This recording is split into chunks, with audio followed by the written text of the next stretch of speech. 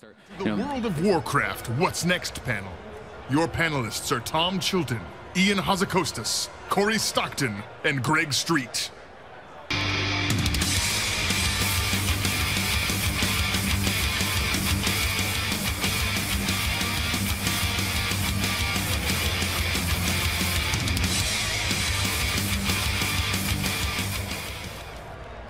What up, BlizzCon again?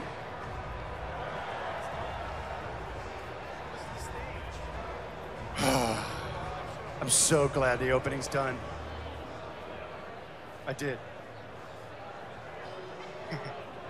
What did you guys think about the announcement?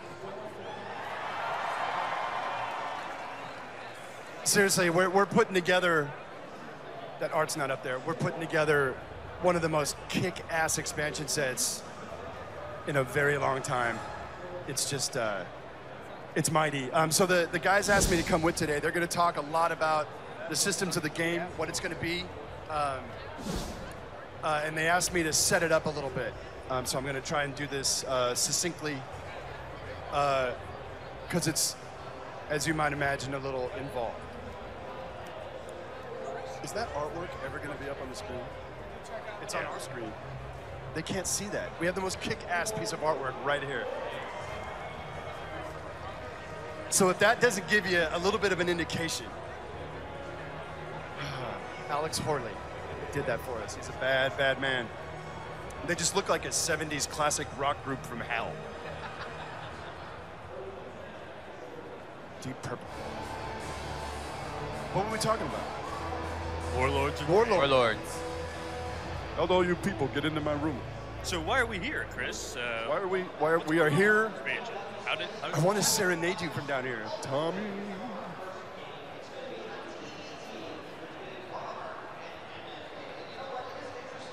So let's talk a little bit about how did this happen. I'm just going to jump right into it. It's very involved. I'm sure you guys are going to have a lot of questions.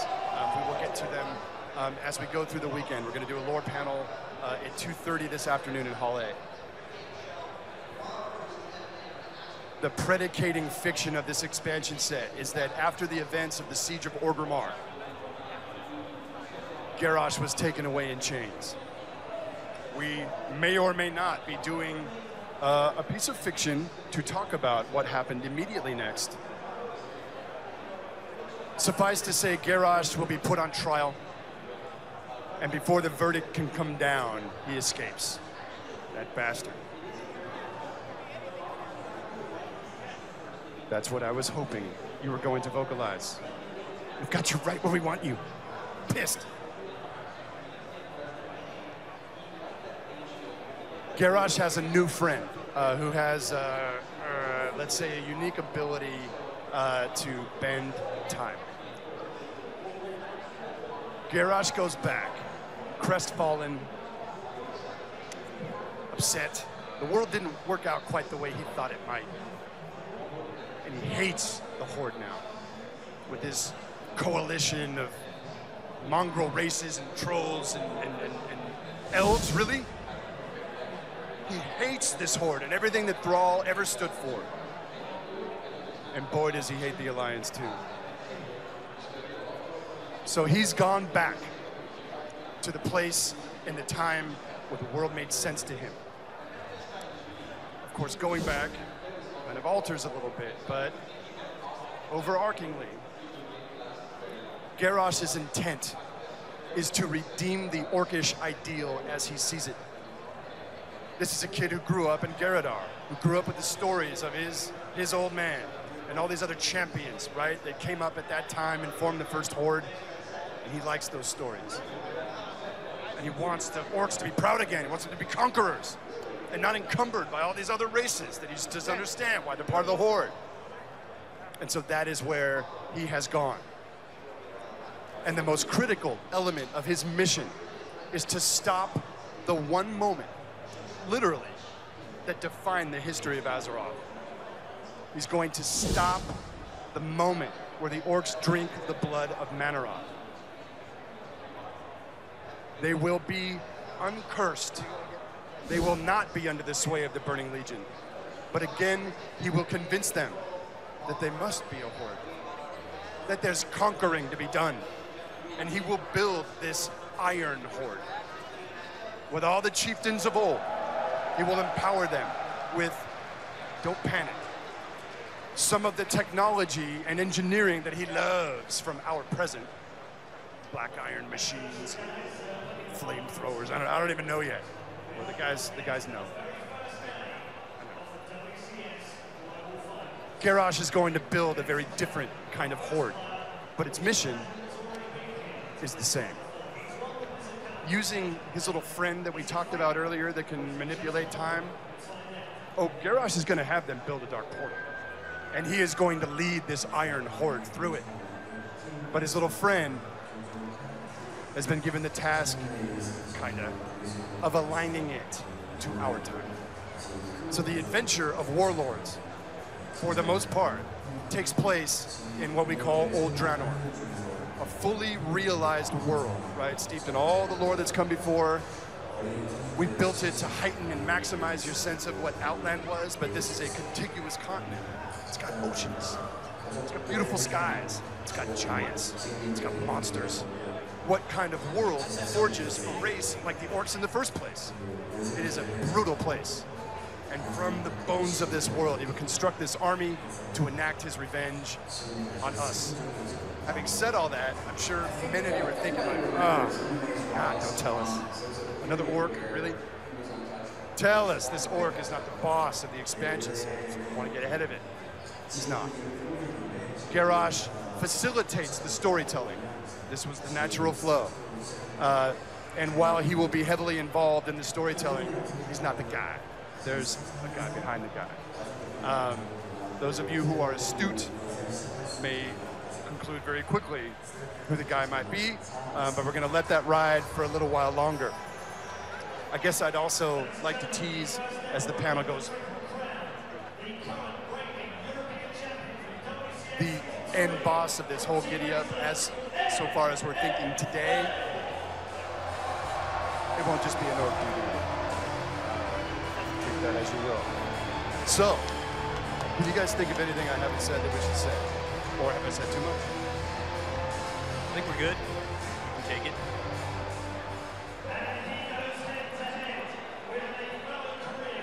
Thinking. I'm not going to do it. Come on. Meaning. We are in a space where we're trying to think very far ahead of the expansion sets we are currently working on. Although we can't get into it today for obvious reasons. How this one escalates and what happens at the end of this one, it's going to spill over into the next one. So as you guys call out names of characters you want to see, yeah, we want to see them too. So as usual, bear with us. I hope you guys are in for the long haul, because we are, and we've got expansion sets galore kind of lined up in the queue like bullets in a 6-shooter. So please be patient with us. We will get to it all. Thank you, Chris. All right, so what's up? You know, Chris has been talking about this expansion takes place on Draenor. And what is Draenor, right? This is a brand new continent. This is a new world. This is not the Outland that you guys know. Outland is that shattered remnant of the planet that once was Draenor. And so what we're getting to see here is what Draenor was back before all that stuff went down. This was the homeworld of the orcs. This was the heart of the Draenei civilization. And this is a brutal primal world of giants. It's got 7 new zones, you know, of course, all the bells and whistles you guys would expect. And we'll be talking about all those zones in more detail later on in the panel. What are you here to do? Well, you're here to defeat the Iron Horde. These guys have found a way, as a result of Kairos Dormu and his involvement, to connect this world of Draenor of 35 years in the past, have that portal that gets built up connect to our time. And we have an imminent invasion. So Grommash has united the orc clans. He's brought them all back together, or at least most of them. You'll have a say in some of that. There are some clans that may not join. The plan to take their army through the Dark Portal and destroy Azeroth. This can't happen. You've got to stop it. So next up, we have a map. So this is what the continent of Draenor looks like. Might be somewhat familiar. Obviously, there's that familiar kind of Euro shape on the eastern part of it. The place that we once knew as Hellfire Peninsula was at the time called Tanan Jungle. We have Shadow Moon Valley, which, as we'll get to in a little bit, is an actual idyllic valley. It's not a hellish, infernal draining from the sky kind of place. We've got Gorgrond. If you imagine that Gorgrond was kind of where Blade's Edge plus Foxfire, when the world shattered, those came together and collided, that formed the Blade's Edge Mountains. So there's that kind of clash of desert and also the frost. We've got Nagrand, as you might expect. That was probably the least affected of the different zones back in Outland. It was still a bit different back in the day, and you'll learn more about that as time goes on. And then we've got Talador, which is the location of Shattrath, which is not where your main city is going to be.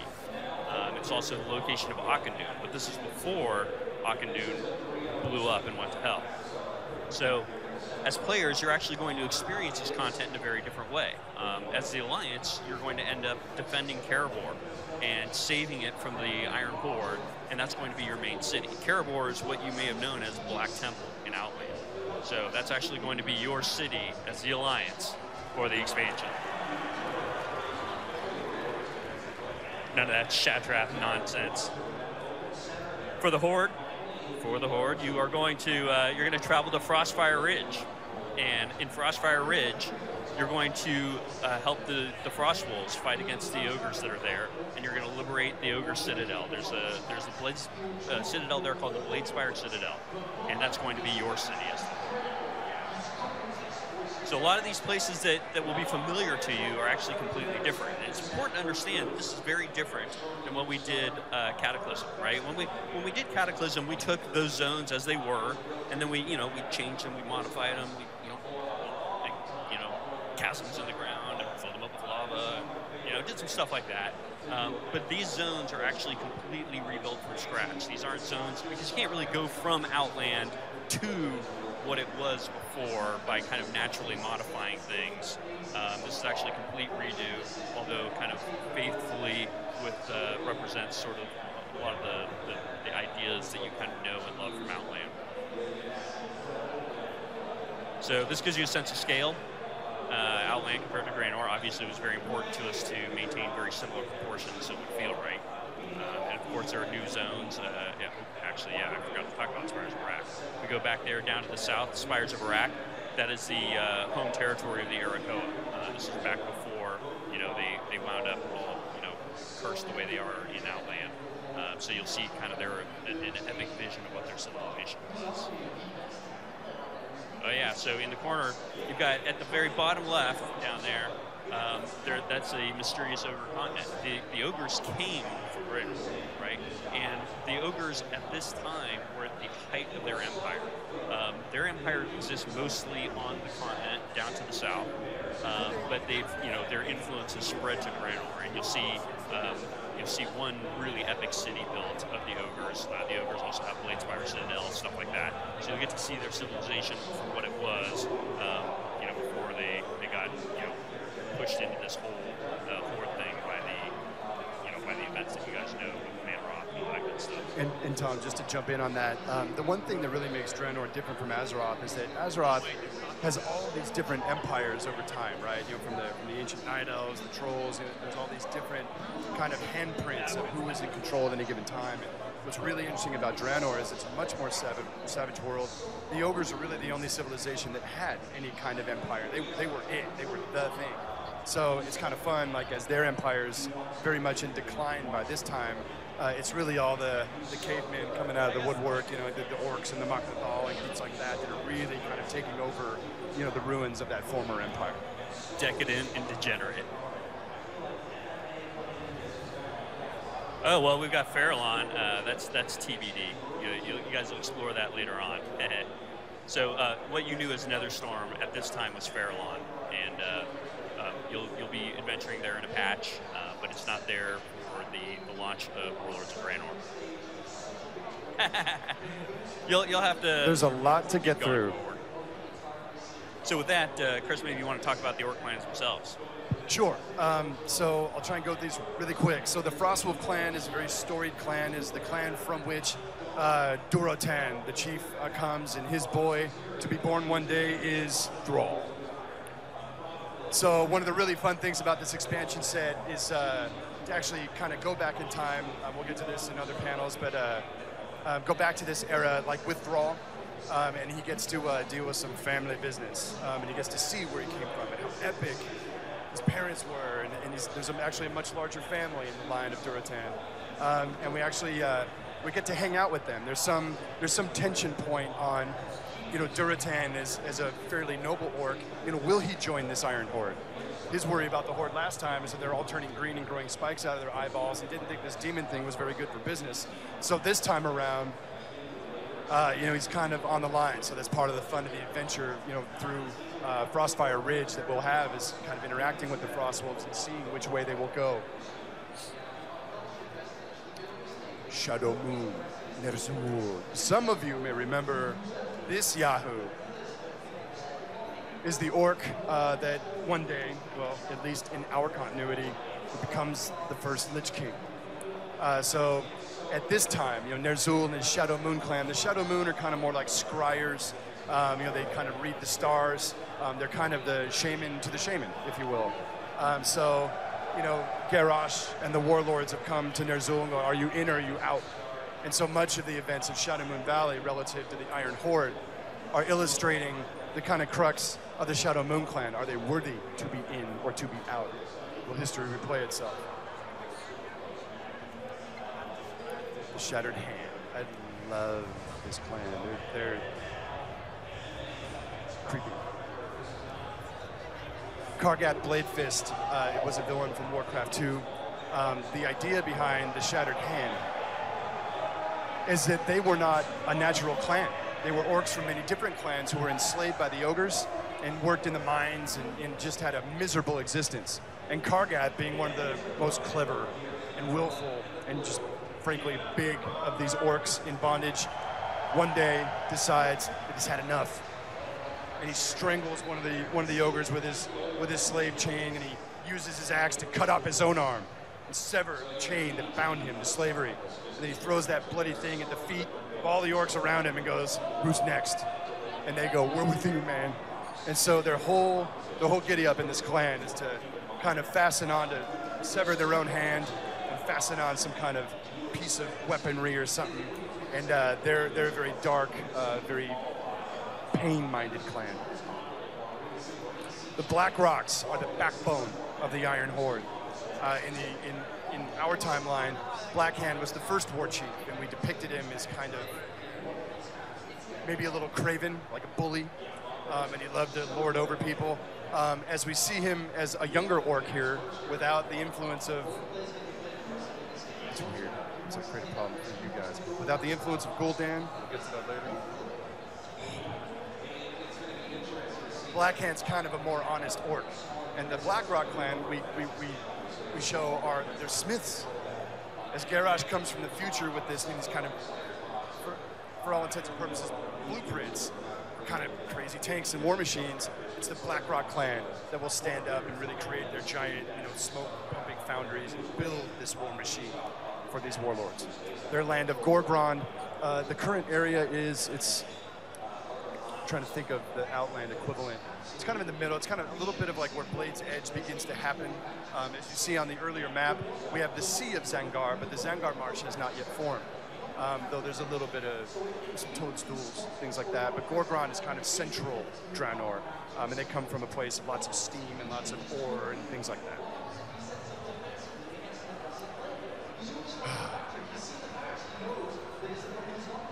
Chromash. That's the funny thing about those Hellscream boys is even when they don't have demon piss in their veins, there's still a lot of fun at parties. Grom's got some, he's got some anger issues. There's a story there. And as you might assume, there's a really interesting interplay with Garrosh, who's come back to kind of redeem his heroes. And obviously Grommash will play a major role in the story to come. And the whole tension point with Grom is what? Could it happen all over again? Will his anger get the best of him? Or will he be a very great leader? I wouldn't bank on it. Grommash and the Warsong clan are much like Mongols. Wolf riding badasses. They're cavalry, right? They roll through the plains of Nagran, rocking the ogres and anyone else that gets in their way. So it's really fun to leverage them into kind of an earlier, more idyllic look at Nagran. A little less of the floating Bean Brothers, land masses in the sky, but it's very much that idyllic land you guys remember from Outland.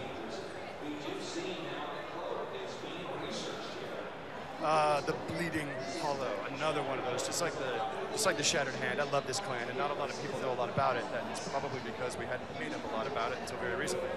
But Kilrog Deadeye, the Bleeding Hollow are a very shamanistic clan. They come from the Tanan Jungle. The Tanan Jungle is the landmass that will become Hellfire in your timeline. Back in the day, it was a very lush, very monstrous jungle. And the Bleeding Hollow, with their deeply shamanistic roots, well, I would say they're shamanistic, but they're absolutely out of their mind. They are a dark, bloody-minded clan, and their shamanism is very tribal, and it's very bloody-minded. And you would say through the ritual that all of the Bleeding Hollow chiefs have taken for generations, Kilrog included, is that on the eve of them becoming the chief, they go down into these cisterns with the Blair Witch shit all over the ceiling, and it's just gnarly. And they gouge out their own eye to receive a vision of their death. And that vision of their death predicates how they will lead their clan in slaughtering their enemies and seeking just perfect, bloody-minded victory. It's hard to get out. I'm exhausted.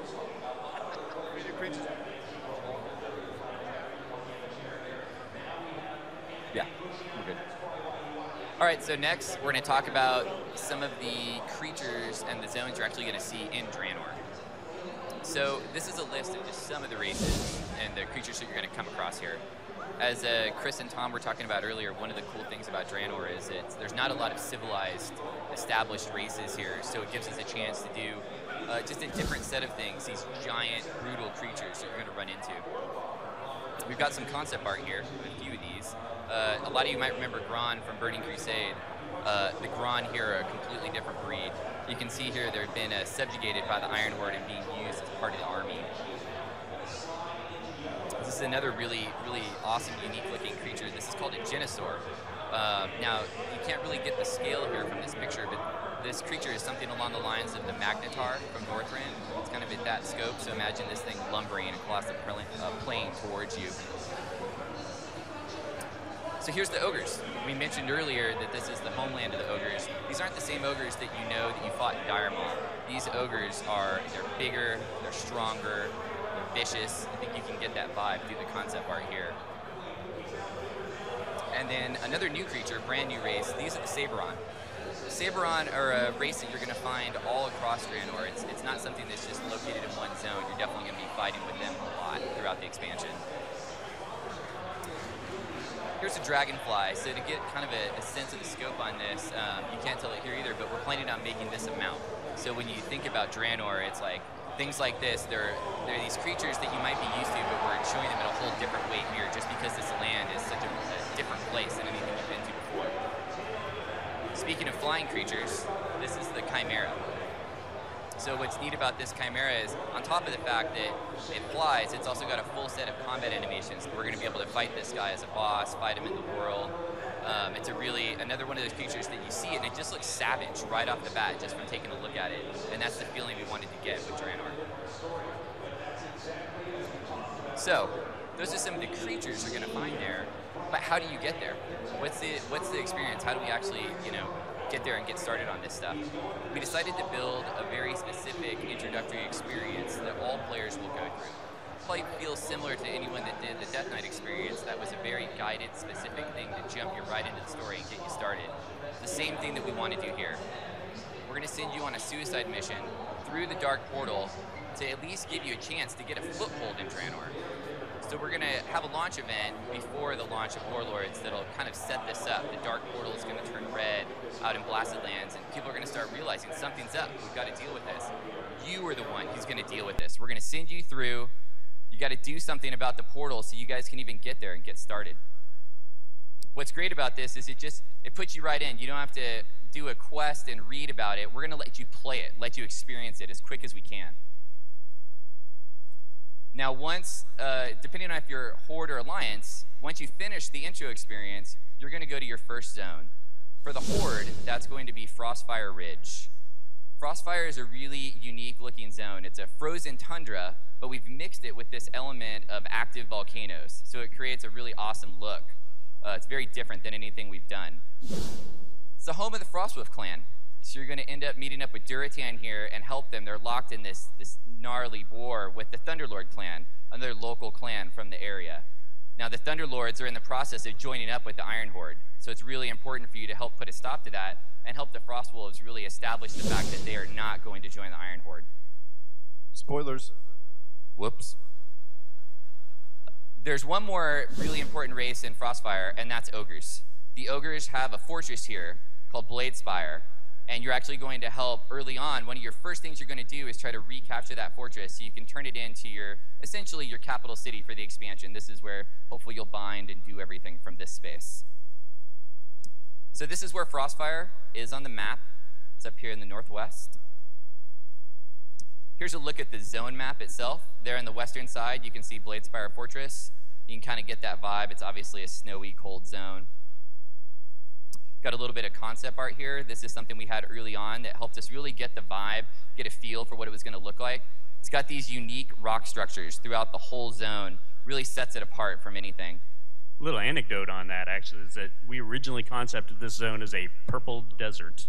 Yep. But it wasn't really working for us. Turned out everyone that saw it kept saying, "Why is that snow purple?" And why are the really frost wolves in a purple desert? Fine, it's snow already. Sometimes we're dumb. Yeah. But we made it work. It's awesome. But we could talk about it and look at pictures all day, but what better than to show you guys a video? So let's take a look at it.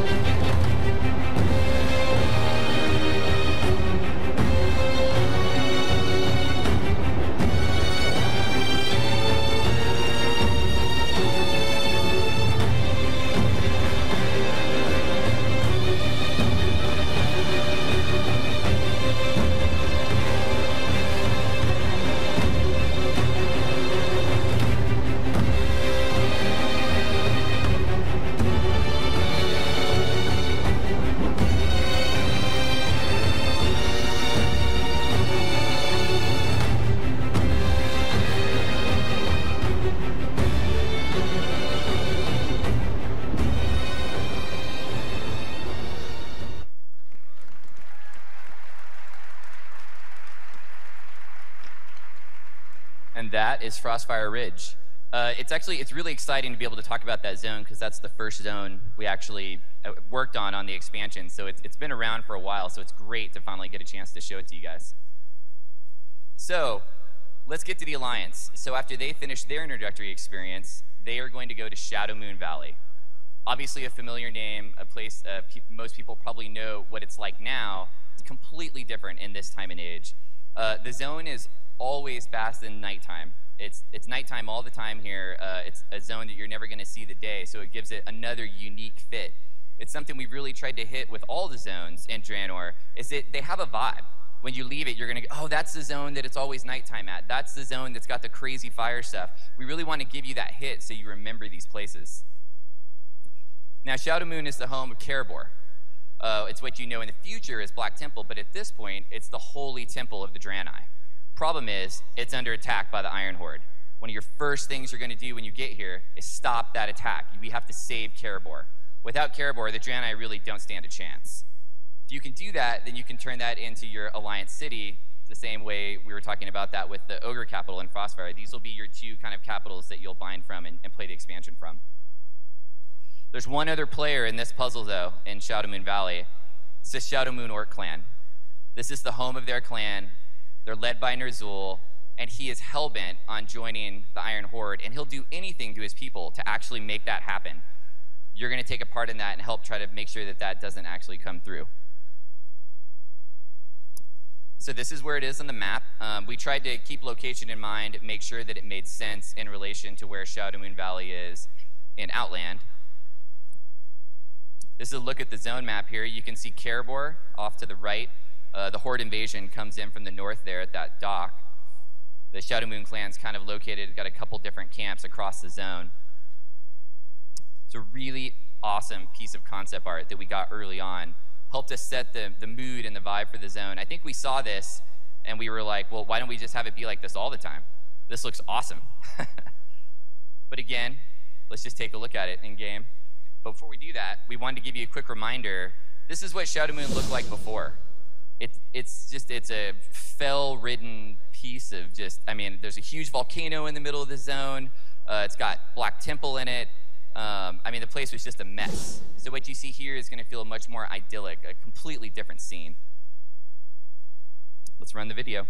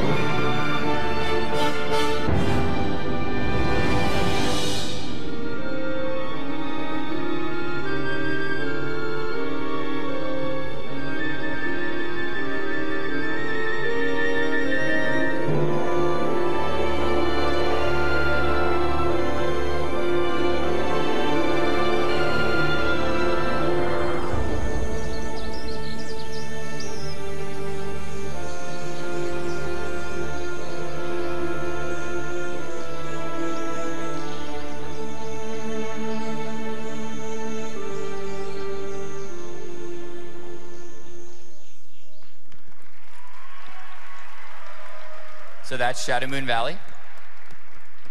So we got two more zones we're going to give you a sneak peek at today. Next up would be Gorgrond. We talked a little bit about Gorgrond earlier. It's a completely different, again, the zone is really defined by the features that are there, and it's these giant steam vents that are all across the zone. They're trying to be harnessed by the Blackrock clan is working with the Iron Horde here to kind of cap these steam vents, and they're using those to help run the war machine for the Iron Horde. So you can see where the zone is here on the map. It's on the northern side, kind of nestled right between Frostfire and Tanan. Here's kind of a look at what, early on, we were concepting a lot to get the vibe for what would these steam vents look like? How could we really sell them in the zone in a cool way? This piece really helped define what we moved on to from that. And we got a video of it to show you guys.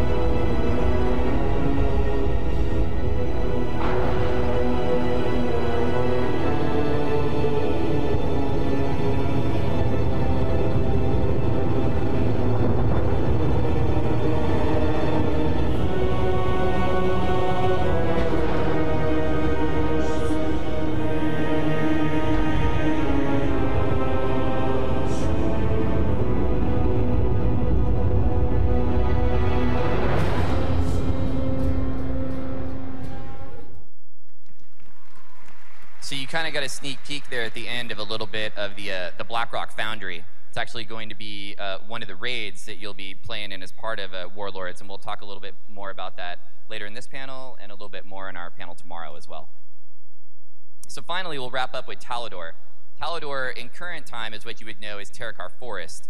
At this point in time, it's basically the home of the Draenor civilization. Shatrath is there, but Shatrath is much larger than what you remember. It's actually a massive part of the zone, actually looks like a city that comes out from Shatrath and extends across it. It's got a super, super unique look too, just because we were able to really push that Draenor look. We've always had Draenor buildings and structures, but you've never got to see what did they look like when they were at the height, when they were, they were doing everything that you would expect them to do, but you get to be a part of that and see it before everything kind of goes to hell. So Talador has some really unique, iconic places too, places like Auchindoun. We know Auchindoun in current time, it's blown up. It's in the middle of the bone waste, right? But in this time, it's completely different. It's basically their holy temple. It's where when Draenor die, they want to go to Auchindoun. It's like Valhalla for Draenor. You're going to get to see it also because it's a dungeon in the expansion. Speaking of Shatrath, this is a piece of concept art of what it looks like on Draenor. What's really cool about this is you can see it's got the water there. That's the Zangar Sea coming up right against the edge. Zangar Marsh isn't fully there yet, so it's really cool to see this place, but just in a different time. And let's roll the video.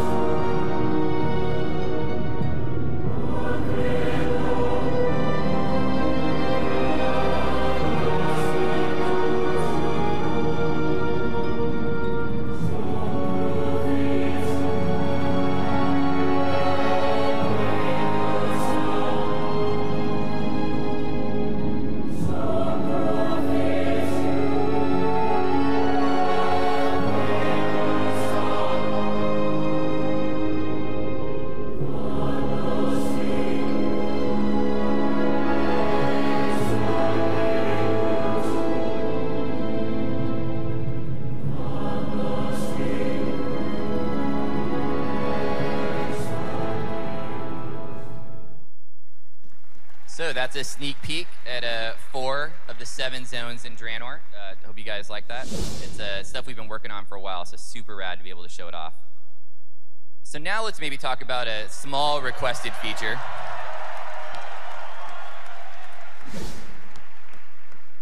We've only been working on this for a little while, but like everything we do at Blizzard, it's something that had to be done right. And to do this right, it was going to take time. But I think you guys are going to be super stoked to see what we've come up with.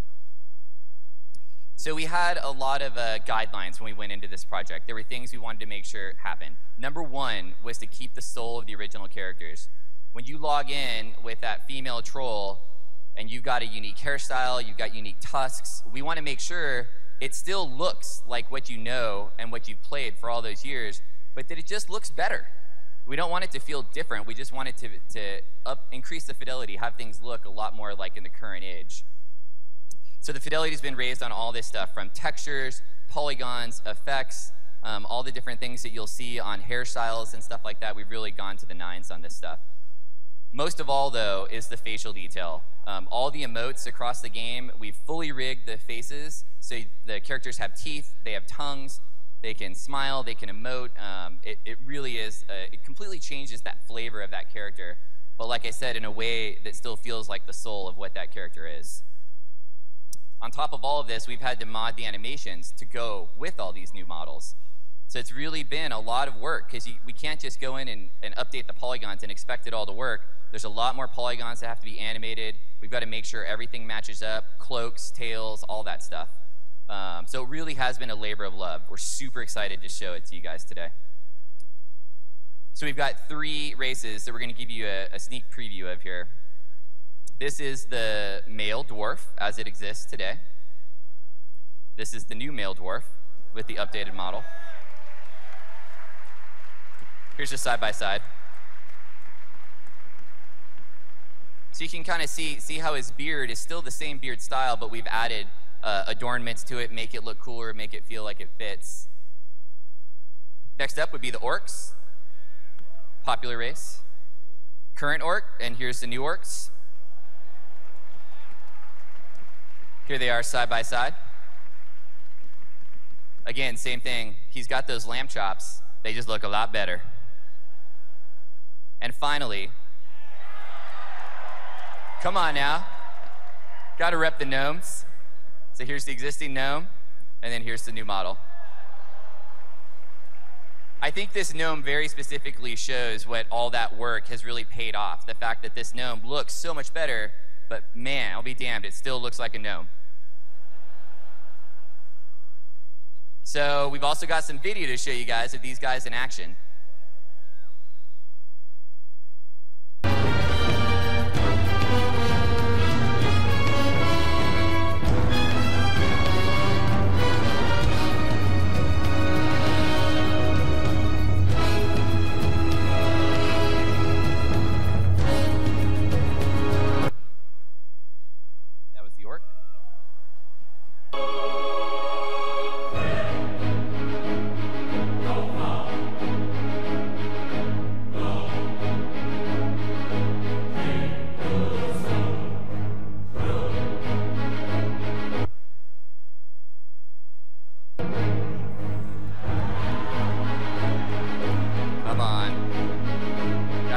Dance.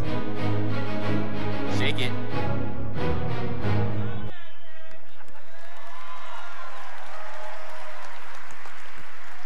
And so that was everyone just a here, short.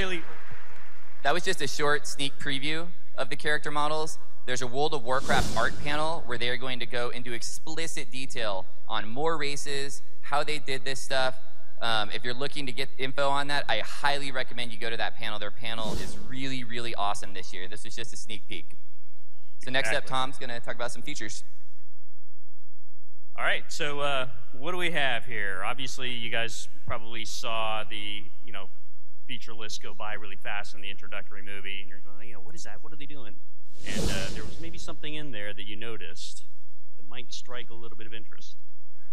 So what do we have here? We've got a feature summary, and we're going to talk about all this stuff. So I'll just get right into it. Garrisons. What the hell are those? All right, so what is a garrison? Garrison is the ability for you to build your own base on Draenor. So, that's right. This is the World of Warcraft version of housing. Woo! This isn't a cottage in a faraway instance corner that doesn't actually exist in the world. This is your ability to actually build a base, almost as you do in the RTS games, in the actual world that you will be able to see as you fly through the zones. You'll be able to see it as you go by it. You'll be able to invite your friends to come and see it if they want to. We'll even give you reasons to trade resources, stuff like that. But this is a full-on base. You're going to collect followers. You're going to send them on missions to do your dirty work. And you'll be able to customize your base. So you're going to be able to decide, where do you want to put your armory? Where do you want to put your barracks? Do I want to have a mage tower? Do I want to have an infirmary? Do I want to build the stables? Or, what profession buildings am I going to build? So you're going to have a lot of different plots, and you're going to be able to pick and choose. You're even going to be able to pick which zone you want your base to be in. So a bunch of the different zones out there. Right on. A lot of the zones throughout Draenor support the ability to build a garrison. So if you decide that you want your garrison to be in the hard zone of Gorgrond, then that's what you can decide. If you want it to be in the idyllic Shadowmoon Valley, then that's what you can decide. You get to pick. And finally, you'll even get offline progression. So while you send your followers off on missions, let's say you assemble a group of 10 followers and send them off on a raid, well, that might take a week. And you might come back a week later and see what they got for you. Or you might send some guys off on a dungeon and see what they got for you the next day. Or you might send some guys off on some quests and see what they got for you in a couple of hours. And again, this is integrated directly into the world. This isn't, we use our seamless instancing technology so that, while it is customized to what you have built, you see it from anywhere in the world, and you seamlessly enter it and exit it. There's never any loading screen, nothing like that. It's just out there in the world. And so what do you get for it? Why would I want a garrison? Why would I want to have followers? Well, for one thing, you can get gear for your character. That's kind of your core progression in World of Warcraft, is making your character better, and these guys can contribute to it. In addition, you get a piece of land to call your own. Think of this as like the farm times 1,000. You get unique benefits from the buildings in terms of what they do for your followers and the missions that they run. You get limited access to professions you don't even have. So, for example, maybe you only have skinning and engineering on your character. Who would have that wacky combo? But let's say you wanted blacksmithing and something else. You wanted blacksmithing and access to something in mining. You can do that. In fact, your base, you can even build a mine in your base, and that'll give you access to special mining nodes. You'll get some extra mining nodes that you can go in there and mine every now and then. You can even assign an NPC that has a follower that has the mining skill to that mine, and they can do some of your dirty work for you. So Corey's going to talk a little bit more about exactly how the garrisons work. So your garrison grows. When you start, it's going to be really small, and you're going to be able to expand it over a number of tiers. And every time you expand it, you're going to get more plots where you can build buildings Tom was talking about earlier, so you can get more bonuses as you grow this stuff. You get to pick which buildings you want. So like we said, you could build an armory over here, put a stable over there. Each of these buildings, though, offers bonuses that are completely different. So there's going to be some choice about what you want to do with that building and which one you think is most important to you. You get to choose the location. This is a key thing that we thought was really huge with the garrison, because Greg could choose to have his garrison maybe in Frostfire. I could maybe have mine in Spires of Iraq. So it's really neat that we don't have to all share the exact same space for our garrison, and you'll be able to move it. So maybe at a later point, you've had this garrison in this zone for a few months, you can up and decide to move it to a different place just because you think that's cooler. Your garrison is the point of interaction, though, with all of these followers that you'll be collecting. So you'll be going to the garrison to manage your followers, send them on missions, to do that stuff. So it's really an active place. We're going to really set it up so it feels like if you found a follower, you're going to see that follower walking around in the garrison. You gave him a name, you'll see that name when he's walking around in there. We really want it to feel like it's your place. Going along with that is the concept of monuments and trophies. What this is a way to show off. If you've got this big piece of land here in Draenor, we should let you do some stuff with it. So we're thinking the idea behind this would be monuments could be tied to achievements. So let's say you got the achievement for exploring the entire world. You went into every single zone there is. We could give you a monument, per se, that's like maybe like a big globe or something that looks really cool in your garrison that you can show off to other players. Same concept with trophies. Maybe you kill a rare mob out in Draenor somewhere. You kill a chimera or something, and you get to bring back its head and mount it in the town hall in your garrison.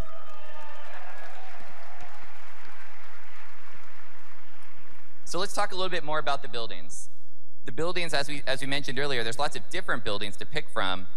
They come in different sizes, and they all offer different unique bonuses. Those bonuses can affect lots of different things in the game. They can give you things in your garrison specifically. They could also do things to your character outside the garrison. Maybe you get a buff when you're not there. And they also do things that make your followers better at the missions they're running. Like an example would maybe be like an infirmary. You can buy an infirmary, and it makes it so that the recovery time when your followers get back from a mission is shortened. If that's something you want, you can buy that, and you can upgrade it over time. So when you buy that infirmary, it'll start out really small, maybe like a little tent, and over time you can have this choice to upgrade it and increase the bonus as it gets bigger. Now, right now we're talking about doing 3 upgrades on the buildings. When you hit that 3rd upgrade, we wanted to really do something special for it. Let it feel like it's customized to you. And that's what specializations are. A specialization will probably feel similar to your talent tree. So imagine a building and it's got a couple different options on it. When it hits level 3, you can choose one specific option for every building. And those vary as well. Those can be things that maybe the infirmary gives you the option to resurrect out in the world like once per day. Someone from your infirmary shows up and reses you. Or maybe it's something specifically for your followers so they can be stronger on a mission. It's just another way that you can customize this place and make it feel like your own. Speaking of making it feel like your own, you got to be able to pick where this stuff goes. So maybe you want to put your mage tower up on the hill in your garrison. Maybe you want to put your mage tower up near the front gate because you think that looks cooler. We're going to let you do that. You're going to get to pick where you want to put the buildings. This variety is really what gives us that customization we're looking for. Here's a look at one of the buildings. This is the inn. This inn in this shot is rank 2. The bonus that the inn is going to give you is the opportunity to find new followers. So the inn has a bar. Lots of people stop by the bar. I hear there's a few at BlizzCon here today also. So you can go to buy this building and you'll get a chance to find a new unique follower every day. This building also comes with a kitchen. That kitchen has a cooking NPC in it. Like Tom mentioned, there's some access to different profession stuff that you can get through the buildings. And of course, it has specializations. The specializations on this building give you the chance to kind of hone in on what kind of follower you're looking for. Maybe you need a tank specifically for some of the missions you're running. You can pick that here, and the next day, you'll have a better chance of finding that type of follower. So here's a look at how the buildings upgrade. This is a huge undertaking. There's a massive amount of art that goes along with all the gameplay that's built into this system. Each building has unique art like this that upgrades over time with it, both the interiors and the exteriors.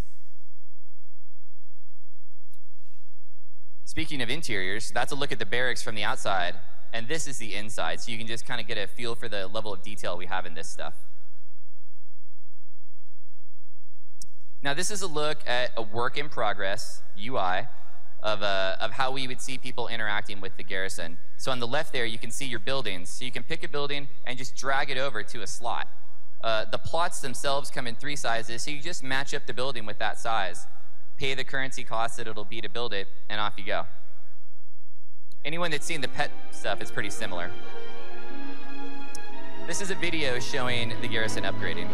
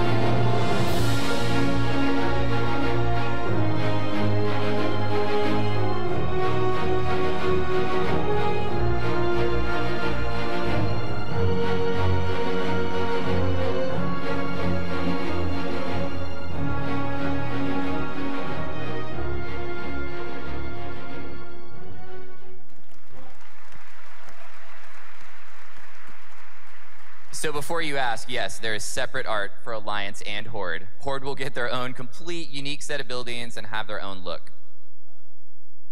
So once you have your garrison, you need to fill it with followers. Lots of ways to get followers throughout the world. You can find them and bribe them to join your mission. You can earn faction with them and have them join you. We're going to give them out in a lot of different ways to get people out into the world. What you do with followers is you send them on missions. We have a wide variety of missions they can be sent on. When they run the missions, they earn experience points to help them level up. So they're going to level from 90 to 100, just like you are. Once they max out, you can keep increasing their strength, though, by equipping them with gear, which gives them higher item level. So it doesn't just end when a guy hits 100. He can keep going by increasing his item level after that. Imagine that. What a new concept. Now, followers also have abilities and traits. These are the kind of things that you're going to use when you send a follower out on a mission. You'll try to match up your abilities and traits with the things that are on that mission so they can have an advantage. And of course, they also come with quality. So anyone that's used to the pet system kind of understands that concept where you can find a common, you can find a rare, you can find an epic. Same concept here. And of course, you could customize them with names. So if you want to name your guy Johnny McCool, you can name him Johnny McCool, and that's what he'll be like in the game. Anyone that comes to your garrison will see that guy named that. So this is a look at another mock-up UI of what it would look like to have a follower. This player is really lucky because he has Oprah Winfrey in his list over there. It's really rad. I think this guy just became a new major world NPC. So over on the right there, you can see his abilities. You can see some of the gear he's equipped with. So this gives you a little bit more detail on a follower. So you send these guys on missions. There's going to be a pretty wide variety of missions you can do. Tom mentioned earlier you could maybe send them on a raid. You could send them to a dungeon, send them on quests. That's all going to be up to you. And what you do is you mix those missions with followers that have the right traits and abilities. It's kind of like a mini game in its own way to match up the right guys so that they're successful on those missions. We also have this concept of specialized missions, and these are unlocked by buildings. So let's use the infirmary as another example. When you buy and place an infirmary, that then gives you the option to run rescue missions. And rescue missions are very unique. Only people with infirmaries can run them, and they'll have different bonuses from other missions. So another way that the buildings that you choose help customize what your garrison is like. Here's a look at the mission screen. So on the left is your followers, on the top is the party, and so you just drag your followers into those slots, and then as you do that, you can see the bonuses that they'll earn on those missions, and then you send them off. And like we mentioned earlier, this works completely offline. So a mission could take hours, it could take days, it all just depends on which one you pick to do. But that's not the only feature. There are many, many more, and we're going to have Greg talk to you about some of those.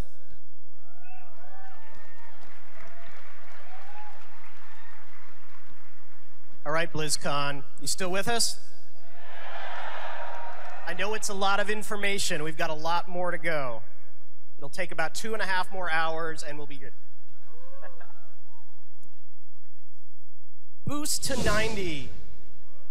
Look at this orc. He's so happy.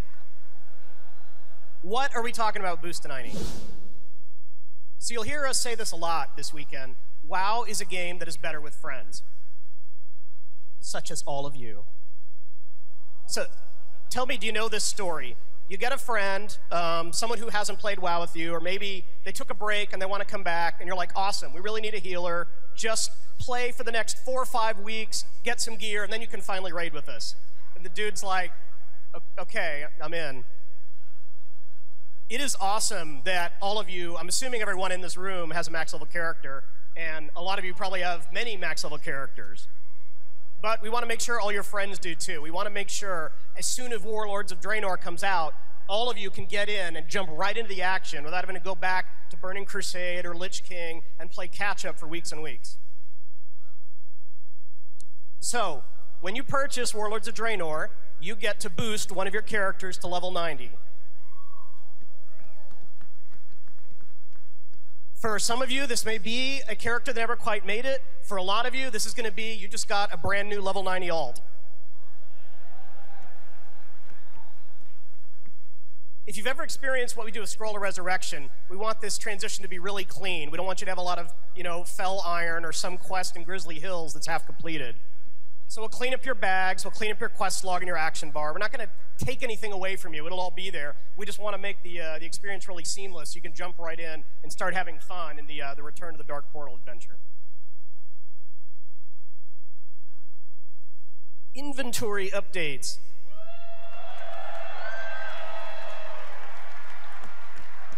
So we've introduced this concept you guys are familiar with of collections. Currently we have pets and mounts that are collected. What this means is you earn it once, and it's account-wide, and you can use it on any of your characters, across realm, and things like that. So, what are we going to add to pets and mounts? We're going to add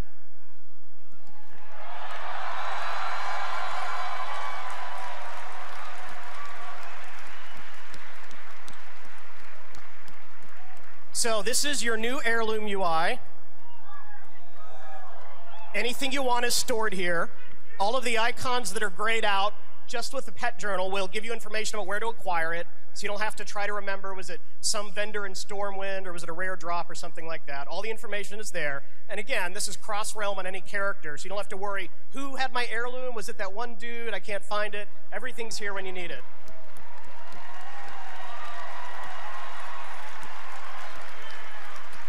We know, it's time. You've earned it.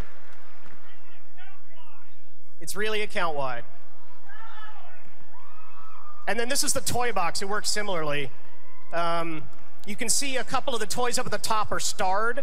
we've also added a mount journal that also has starred favorites, including a button that's like summon random favorite mount.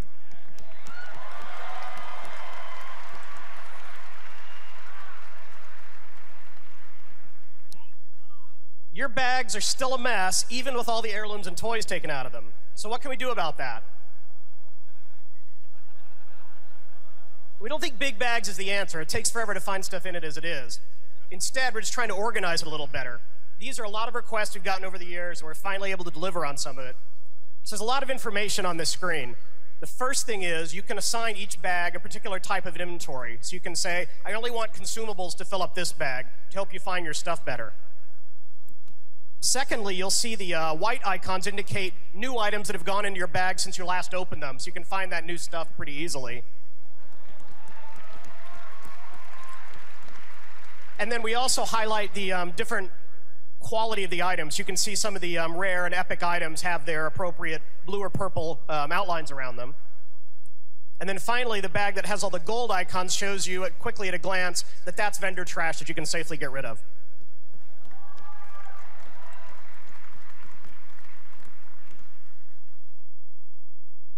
And in addition, we're not going to put quest items in your bags at all.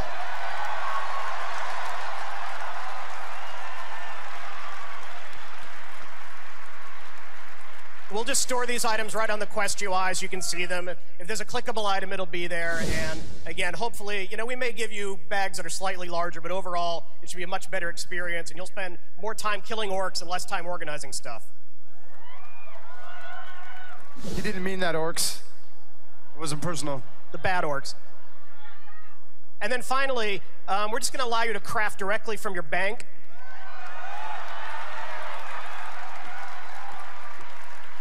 So if you have resources there, you can just access them right away without so much mailing. We're also going to increase the stack size on a lot of these things up to 100, so you'll get a little bit more of your bag space back.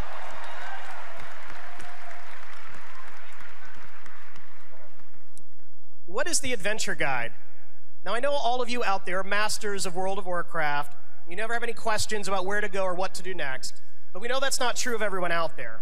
So the adventure guide is really designed, particularly when a new patch comes out with new content, and you're like, am I supposed to finish doing the current stuff, or am I supposed to jump right away? Blizzard, tell me what to do. So the adventure guide is a path to gear upgrades. It shows you the new content that's out and what might be appropriate to you. And most importantly, it's customized for your character individually. So this happy little gnome here, we've identified, plays a lot of PvP. So if you can imagine, when the Siege of Orgrimmar patch came out, we would tell them, hey, Deepwind Gorge is out, that's something you want to try. And we noticed that you're rank 7 in the Brawlers Guild, so maybe you want to go to rank 8. Along the bottom, we also show you, based on your current gear, the kind of raid content that we think you're ready for. And then this is a more PvE-focused player. One of the things to point out is that we mentioned the Sky Golem specifically because we know you're an engineer. So we can customize all of this for your character. If you haven't played a dude in a while and you come back in, you can kind of figure out what you're supposed to do next. Level 100 talents.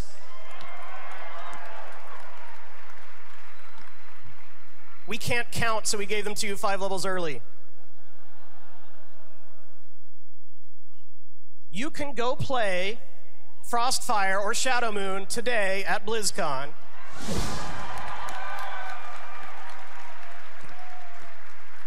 I doubt you'll reach level 100 in 15 minutes, but I know you guys are pros. You'll still be able to open up your talent tree and see these new talents. These are fairly early designs, but they're not just standard. We're taking them seriously, so feedback is appreciated. One thing to note is we're going to start splitting out the tooltips of talents a little more by spec. Particularly classes like Druid and Priest have these pretty wordy tooltips that say, if you're Shadow, it really does this. If you're Holy, it really does this. So I'm just adding that as a caveat because some of the tooltips you'll see at BlizzCon are quite long. You're welcome. All right, Ian will now talk to you about our incredible Dungeons and Raids. All right, well, it wouldn't be a new expansion without some new Dungeon and Raid content, so of course we've got some of that. We're really happy with the overall amount of multiplayer group content that was in Mists of Pandaria. though we've heard you guys, we could probably have used some more patch dungeons, something we're still thinking about looking to do. Hear you on that one. Well, let's jump right into this. So dungeons. We're going to have 7 new dungeons available at launch in Warlords of Draenor. 4 of these will be available as you level up, 3 exclusively at max level. And you may see that last bullet point there.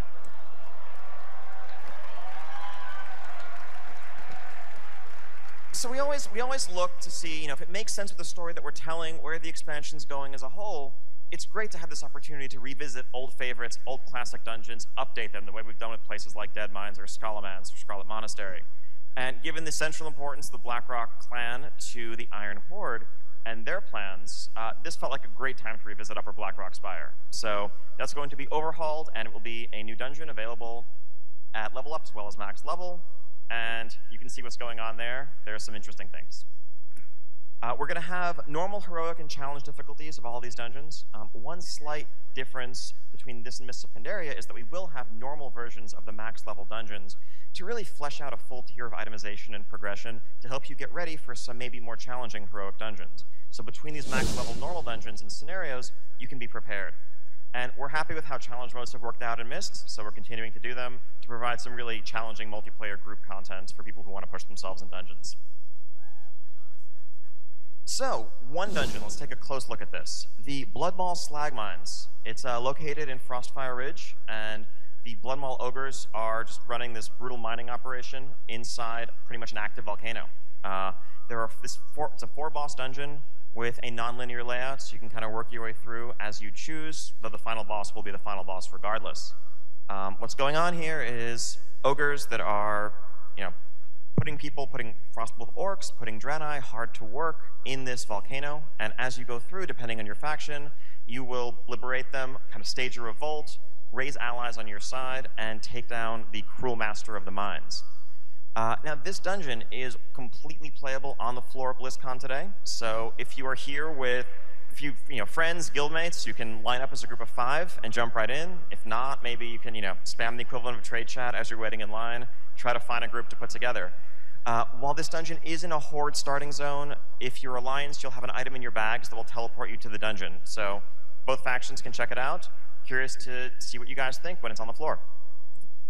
This is a look at a 2D layout for the dungeon. Here you see some of the non-linearity. Basically, there's a ring that you can work your way around. One boss on the left side, one boss on the right side, one patroller that makes his way through the mines as a whole. Once all 3 have been defeated, you can access the boss in the back. And we have a video for you guys. We'll walk through the mines.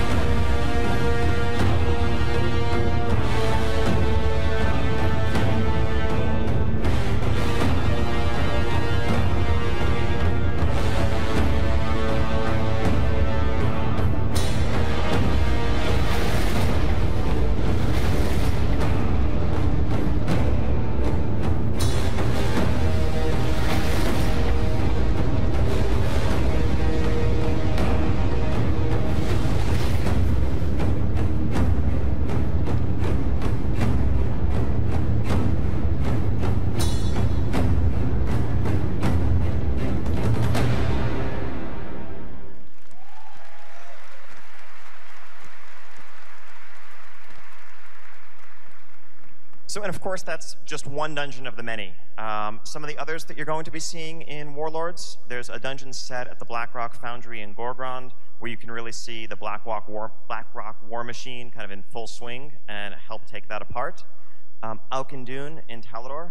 As you mentioned earlier, this is not the smoldering crater that you may remember from Outland. This is the holy mausoleum of the Draenei, where their souls go to rest, but also to be protected from the Burning Legion and the Eridar that eternally hunt and thirst for Draenei's souls. And maybe the followers of a fellow named Gul'dan might have some interest in a place like that. We'll have to see.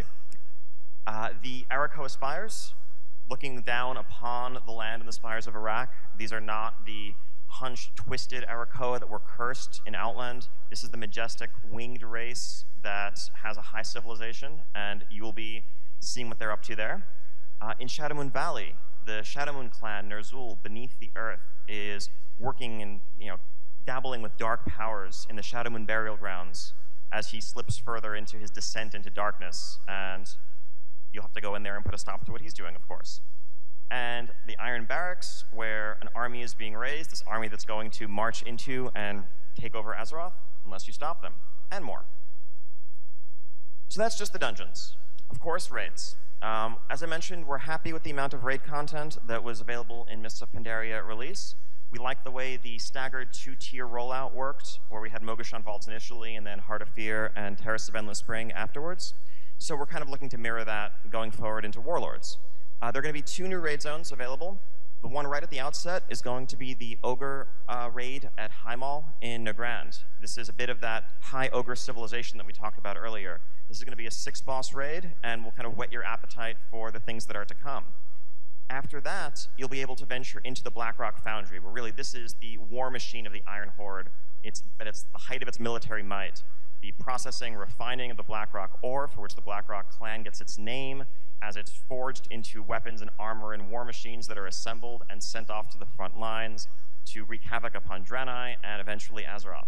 And Warlord Blackhand, commands this from the interior of the Crucible, and you need to go in there, work your way through this 10-boss raid, and put a stop to his plans. We'll be talking a bit more about this raid at our later Raid and Systems panel. And of course, we'll see the return of world bosses. There'll be fierce new world bosses in the model of, Shav Anger, Ordos, Nalak, etc. Always continuing to learn from our experiences there, improve upon the experience we're delivering, and give players that really epic multiplayer feeling of, 30, 40 frostbolts flying through the air as you fight something in the outdoor world, not necessarily in an instance. In addition to some of the specific raid content that we're releasing, we're also taking a moment to reflect upon our philosophy and how we're approaching the design of our raids. So, any Flex Raiders in the house? Awesome. Yeah, we're super happy to see how flexible raiding has worked out so far in patch 5.4 and how it's been embraced in Siege of Orgrimmar. I think that it really, flexible raiding offers a solution to a lot of the social problems that often are one of the downsides of group raiding. Anytime there's a mismatch between the number of people on hand that want to raid and the fixed size of raid content. If you have 8 people looking to do a 10-player raid, well, you're going to have 8 pretty unhappy people. If you have 12 people looking to do a 10-player raid, well, then you have to deal with who sits on the bench, maybe no one wants to. That's not very much fun either. And one of the great things about the flexible structure is the ability to come and go. If you don't have to feel guilty if you miss a raid, or if someone logs on in the middle of the night, they can hop right in. You just keep going. And it's really opening an experience that we think of as a core part of the multiplayer role-playing experience to more people. And that's fantastic. Now, for several years now, for a couple of expansions, we've supported a parallel 10 and 25 player structure. From Wrath of the Lich King onward, and then in Cataclysm, we really took efforts to make them truly equal in terms of difficulty and reward. But there have been tensions throughout that system that we've experienced, and trying to reward them equally, trying to keep the difficulty equal, while trying to recognize the logistical difficulties of keeping a 25-player roster together, but also not making the 10-player raiders feel like second-class citizens. There's been this kind of struggle, this back and forth between the 10 and the 25 camps. Well, one of the things that we see out of flexible, one of the potentials of flexible raiding, is that in this 10 versus 25 war, everyone can win. And we see Flex as the way forward in that regard. So we're looking to see, how can we expand flexible mode? How can we expand the scaling tech that we have to suit other types of raid structures, other difficulties? How far can it go? One of the first things that we realized when we were testing flexible mode of Siege of Orgrimmar on the PTR is that actually, really the biggest difference between that and normal mode raiding was just the tuning. People who might have tested the very first early flexible tests on PTR may remember when we were scaling your item level down maybe a bit too far, and the tuning was maybe a little bit too high. It actually felt pretty much just like a normal mode raid, except you had 21 or 19 or 14 people And that was the core difference. So obviously that wasn't our tuning target for 5.4 Siege of Orgrimmar flexible mode, but it was this great proof of concept for where we could go in the future. And we see no reason why what's currently normal mode difficulty can't just work flexibly instead. So you can do it with 10, 25, 14, 19, however many people you have on hand.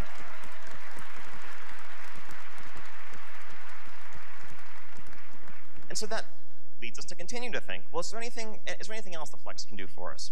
What about Raid Finder? Now, Raid Finder, I think it makes sense to continue to matchmake to a fixed group size. However, I'm sure most of us who've done Raid Finder have had the experience where you're about to pull the boss, a couple of DPS and a healer or something drop, and you're standing around with 22 people in the group waiting for it to backfill.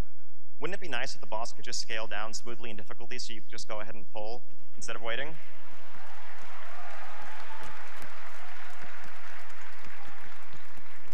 With flexible scaling, we can make that happen. Now, so is there anything Flex can't do? Well, okay, yes. There's the one area where we don't think that Flex scaling is really very well suited is the most cutting edge, the most tightly tuned hardcore content, because the reality is it's a challenge for us to begin with just to tune it correctly for 2 difficulties currently. And this is the audience that really is going to try to min-max and take every possible advantage. The last thing we want to see is for the right answer to be to do boss 3 with 17 people and then drop to 14 for boss 4 and so forth. No one wants that. We're not going to do that. Don't worry.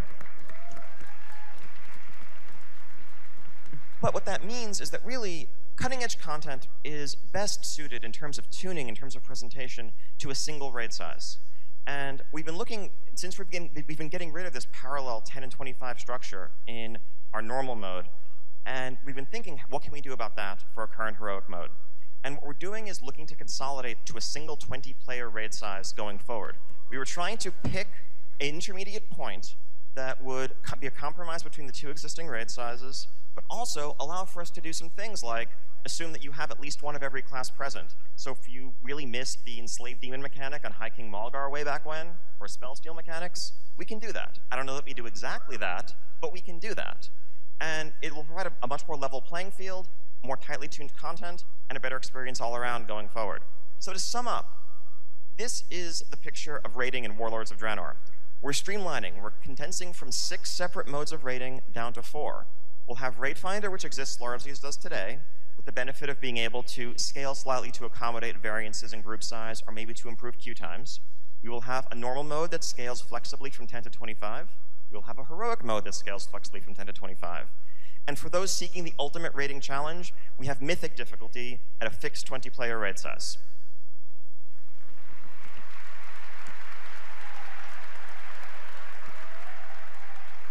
So we'll be talking a bit more about raiding and some of the philosophy that went into those changes and our systems going forward at our Raid Systems Quests gameplay panel tomorrow. But in the meantime, let me hand this off to Tom, who's going to talk some more about PvP changes. All right. So do we have any PvPers out here? Okay. I think that was at least 4. All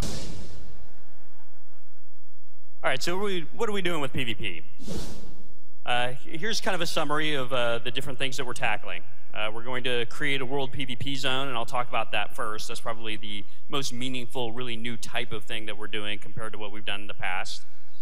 We're also making some UI improvements. We're going to make some changes to the way that we do Battleground rewards, and we're also going to introduce a concept that we're calling Trial of the Gladiator. So to start with, what is this world PvP zone you speak of? Well, we're creating a place. It's one of those islands that you guys referenced that was off the coast. It's off the eastern coast of Tanan Jungle. It's called Ashran. And it is a staging area near the Dark Portal that both the Horde and Alliance want to control. This has faction bases on it, and it has a variety of different hotspots. There are a lot of different points of interest that different factions are going to want to control. But really, more than anything else, what separates this from previous PvP world zones that we've done is that it is a PvP sandbox that is persistent and continues on all the time. It isn't like Wintergrasp, which really felt like a kind of an instance battleground because it had that start and finish. This is really going to be more like a timeless isle of PvP, in that all the objectives that are there are all PvP oriented, but you're kind of free to go in there and do whatever it is that you want to do. It's a lot like what you might think of as the original Alterac Valley.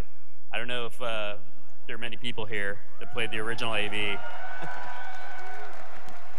But, you know, there was a day when, you know, you used to queue up for AV, maybe get in the battleground, let's say in the morning. You could leave the battleground sometime to go to work or go to school, and by the end of the day, you come back and you actually jump right back into the same battleground because these things lasted sometimes 24, 48 hours. So that's really what this zone is all about. This is a persistent war in this zone that's going to swing back and forth as time goes on. You can come and go whenever it is that you want and take part. There are a lot of different objectives in the zone, so you'll be able to, you know, kind of pick out whatever it is that you want to do. Do you want to take over the mine to, you know, contribute more supplies to your team? Or do you want to try to build a siege vehicle to take out the enemy base? You know, whatever it is that you want to do. Maybe take over a tower, etc. And finally, this will use our cross-realm technology, right? Because obviously, I'm guessing maybe some of you play on a realm that doesn't have the best Horde versus Alliance faction population balance. So what we're going to be doing is we're going to be pairing up realms so that when you go into this zone, and you know, you'll fly into this zone seamlessly, just like you do with cross-realm zones, you will be paired up with other realms that have the opposite problem that your realm has. So really what we're going to be able to do is to create a faction balance using the cross-realm tech that is at least far, far better than what it is on your home realm today. And you guys will, you know, duke it out over that territory. And then if the faction balance changes for whatever reason, we can at any time pair up different realms.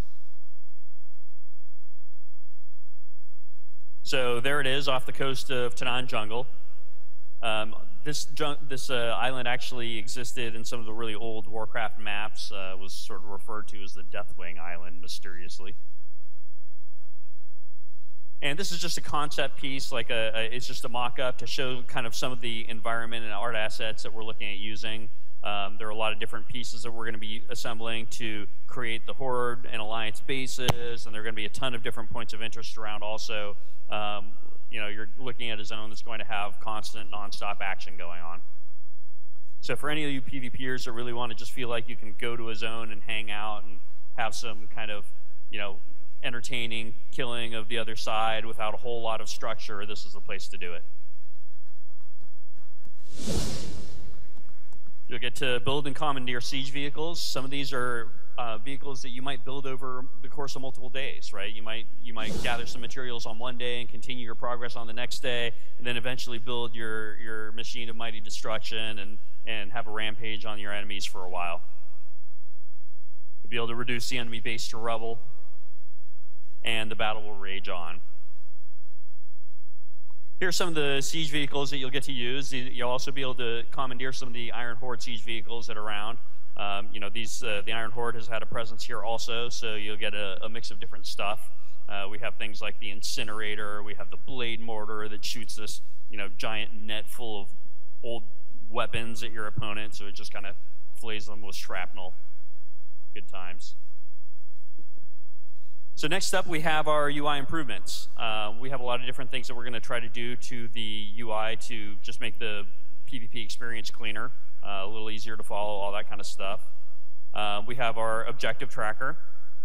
We're going to do capture status so that you can actually see how much progress you're making toward capturing a point of interest. And we've got some little screenshots to show you what that looks like. So imagine you're looking at the Arathi Basin map, and you know, right now, today, unless you have a mod like Deadly Boss mods, you know, you really don't have the ability to see how much time there is left to capture a point of interest. So now you'll actually be able to see that right on the map. I'll zoom in a little bit, right? So you know, be able to see how close you are to capturing it. We'll also be able to reflect that in the actual world assets themselves, right? So you know, today you see, you know, when you capture the blacksmith, let's say, you see the Alliance flag go up. And then, you know, it's gray until you finally capture it, and then it, you know, turns blue. But now it'll actually fill in with its color as it's in the process of capturing. So even just as you're fighting out in the world, you'll have a better sense of how close you are to capturing that point of interest. We're also going to introduce the concept of a battleground score. So the battleground score is something that we're going to be able to do to give players a clearer sense of how they're doing in the battleground. Here's a little screenshot of what the scoreboard's going to look like in 6.0. And the default sorting, you'll notice, is by score. You know, today, the default sorting is by, like, killing blows. You know, a lot of people resort their battleground scoreboard by, you know, damage done, or if you're a healer, by healing, stuff like that. But it's really hard to, you know, get a sense of exactly how you're doing versus other people. And that feels like not really the best way to sort. So we've heard a lot of feedback over the years that players really want to get a better sense of how well they're doing in a battleground. And this score will factor in everything that you're doing. It's really, a lot of it is based around the objectives that you're completing. And then, of course, your, you know, damage and healing factor in as well. So, you know, your deaths, your kills, all that kind of good stuff. This way, you really have an ability to look at it and see, you know, oh, okay, how am I doing? And potentially, it could play into the rewards at the end. It could also maybe help us identify AFKers better, too.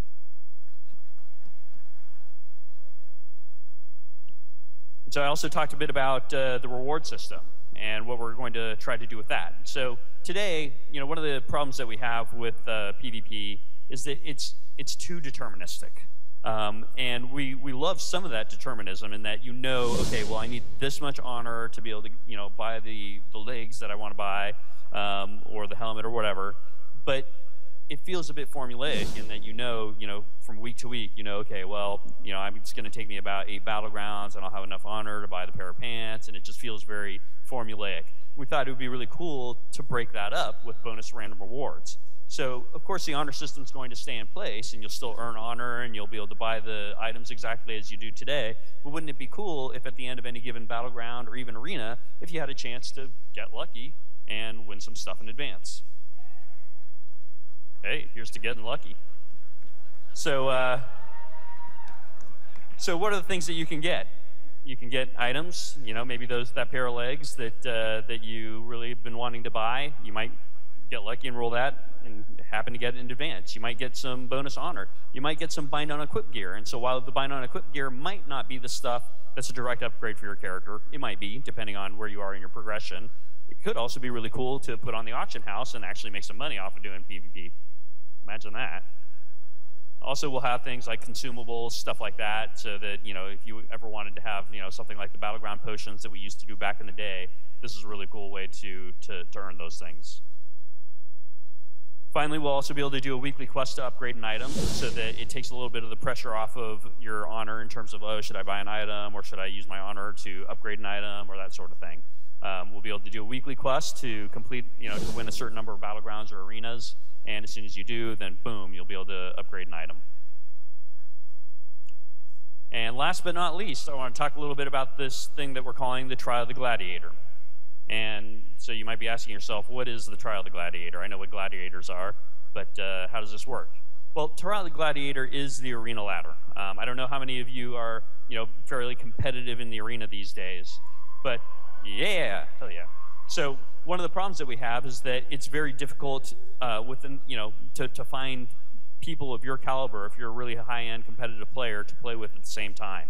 And so really the Trial of the Gladiator is taking the concept of the arena ladder that we have right now and really focusing it to concentrate the queues at certain periods of time during the week, so that you really get a lot of people in the queues at the same time, and that it also provides great benefits to us in terms of finding people that are exploiting.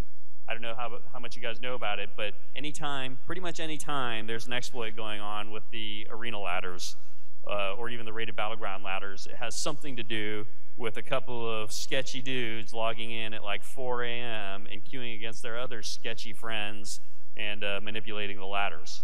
And so by concentrating all the activity into a shorter period of time, it gives us an ability to monitor that much more closely, and also it makes it a lot harder to exploit because there are a lot of people in the queues when that thing's happening.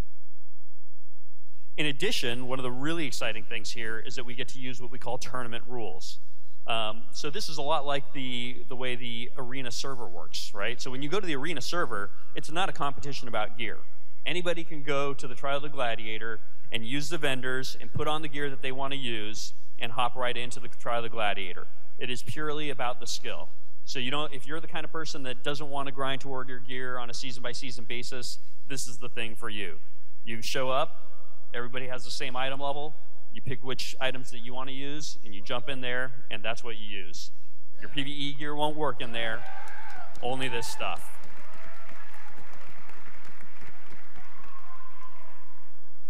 And this, of course, will determine your prestige rewards. So if you ever wanted that gladiator title or mount, this is the place that you're going to do it. Your regular season kind of stuff that you do is going to happen, you know, and you'll be able to earn your honor and conquest and buy gear and all that kind of stuff that you can use to take into the world PvP zone. But really, the crux of how you're going to get the prestige stuff is through here. All right, so that pretty much wraps it up. I want to thank all you guys for coming out here, and you know, unfortunately, we don't have any time for Q&A, but fortunately, we anticipated that, and we created an entire panel that is purely for Q&A. That'll be near the end of the day tomorrow. But what I do want to do is call out some of the other WoW panels that we're going to be having. We have the Adventure Continues panel to talk more about the lore of the Warlords of Draenor expansion today at 2:30. We have the art panel. You do not want to miss the art panel. It is fucking amazing. Yeah, it looks really good.